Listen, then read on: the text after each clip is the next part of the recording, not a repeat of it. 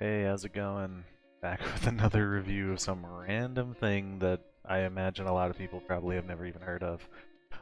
This time we have the executed sage is reincarnated as a lich and starts an all-out war. Um, okay. I always, if you haven't seen any of the other ones I've done in terms of reviews or whatever, I always start out with just a general rating, so like without you can go into it without any spoilers if you really want to, or any information. I guess all you want is just a rating as to whether or not you should or shouldn't read it. For this one, I'm gonna give it a 7. I think it has it has problems. I'm not going to lie. But overall, pretty entertaining, I would say. I have no major complaints. I would just say there's a lot of minor little things that hold it back from being any higher.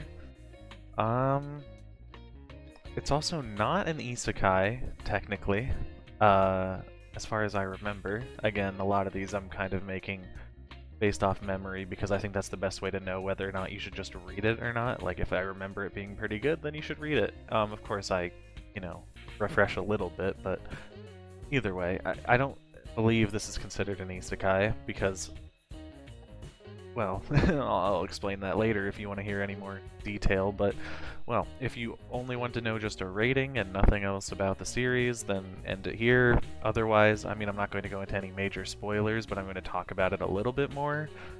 So if you don't want to hear that, then you can move on, but I'd appreciate it if you did, listen. Maybe like and subscribe as well. I don't know. Okay, either way, getting into the actual eaten potatoes. Um, let's just start with the basic plot, I guess. Basic idea, this is our main character. He is a reincarnated sage.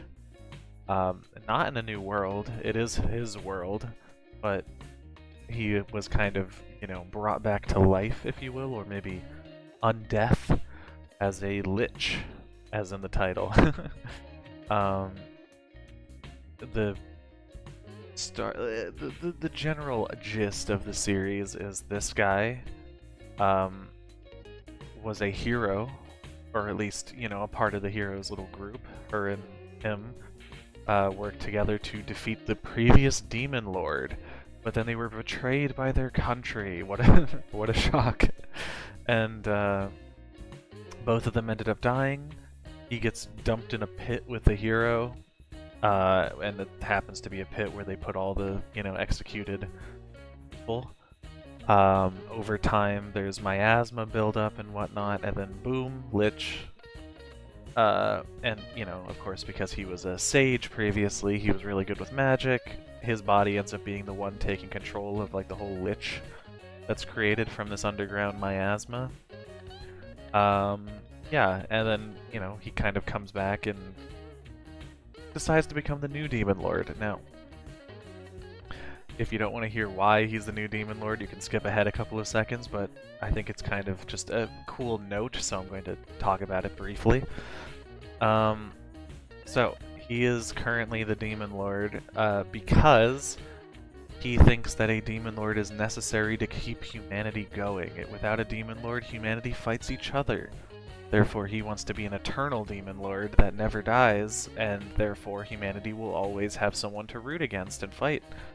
So he's basically becoming the Demon Lord for world peace. Pretty fun idea. I like it. I think, as far as, like, general, like, ideas that move along the plot, first thing he does when he comes back, he goes after the king that killed him. And he talks about how the hero's dead. Interesting plot point relating to this hero here. He is not able to revive them, and as stated in the series, that's potentially because she does not want to be revived, which I think is a pretty interesting plot point. I hope they go into it a little more. I kind of like those, moral quandaries of, does he, actually believe in what he's doing? I think that's pretty cool. What else? Yes. this is my next major, I guess you could say, criticism with the series. The secondary characters are boring. um, they're all super mediocre, I'm not going to lie. Extremely, extremely typical. I've seen them a million times in other stories, and it makes things a little bit boring. I think the designs are pretty cool. Like, I like this guy's design, the whole, like, cow skull-esque idea going on here. Pretty fun, but his personality is not anything special. He's basically just like that super, you know, loyal subordinate that wants to do everything. If you've watched Overlord, it kind of relates to this. I often see people comparing this to Overlord. I wouldn't really. I mean, there's ideas similar to Overlord, but I think the tone is very different. I think Overlord is more so like a guy that thinks he's a good guy, doing bad things repeatedly over and over and slowly turning into what he, you know, was in the game. Whereas in this case, it's a guy being reincarnated as something entirely different to himself, but almost upholding his ideas to an even, you know, his ideals to an even greater degree. So it's kind of different.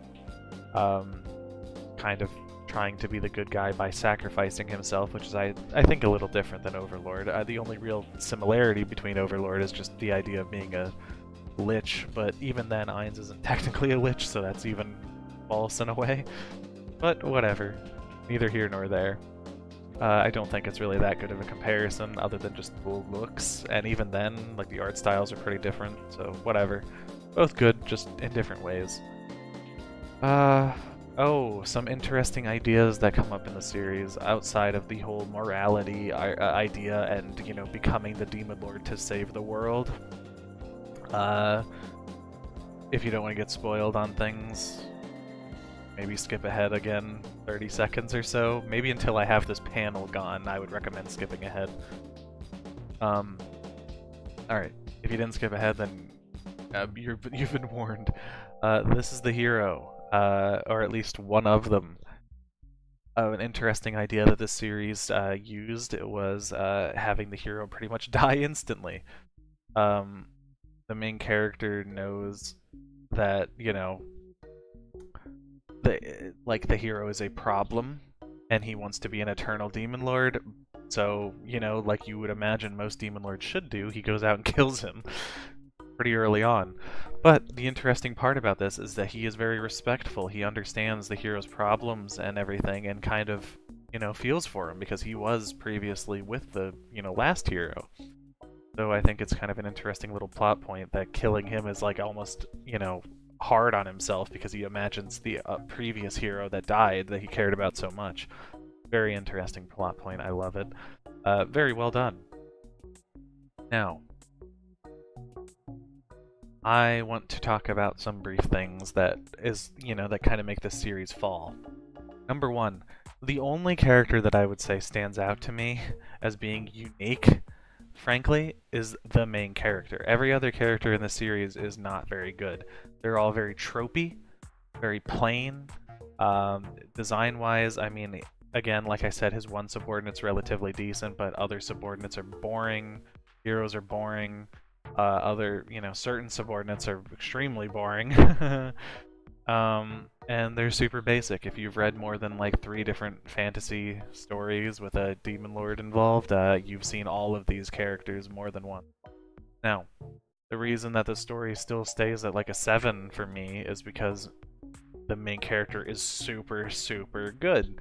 I don't think the other characters are done effectively, which stops me from putting it to an 8, because, you know, even though they're generic, they're not really done like super well as being generic, they're just basic generic.